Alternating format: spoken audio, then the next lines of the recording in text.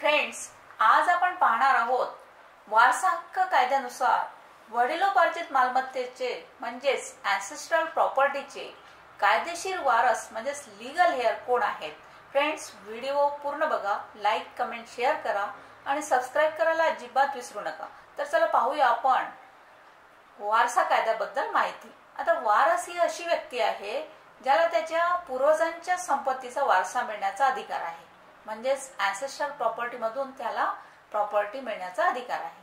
आता जो मृत्यूपत्र न सोडता म्हणजे मृत्यूपत्र न करता मृत्यू पावला, जो माणूस मृत्यूपत्र न करता आपल्या प्रॉपर्टीचं काही विल्हेवाट न लावता मृत्यू पावलेला आहे, अशा मालमत्तेच्या मालकाच्या निधनानंतर मालमत्तेच्या वारसाशी संबंधित प्रकरणे आणि इतर दाव्यांशी संबंधित बाबींचा त्यांच्या कायदेशीर वारसांनी विचार केला पाहिजे.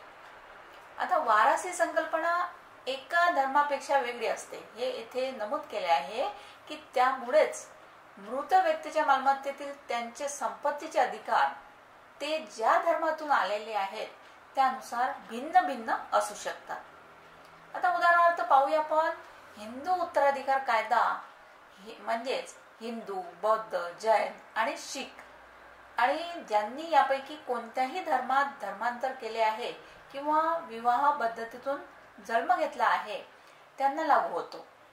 आता हिंदू उत्तराधिकार कायदा भारतीय मुस्लिम आणि ख्रिश्चनांना लागू होत नाही, कारण त्यांच्या कायदेशीर वारसांना संपत्ती कशी मिळेल हे ठरवण्यासाठी त्यांचा वैयक्तिक असा पर्सनल कायदा आहे. तर फ्रेंड्स, ही होती महत्त्वाची माहिती. थँक्यू.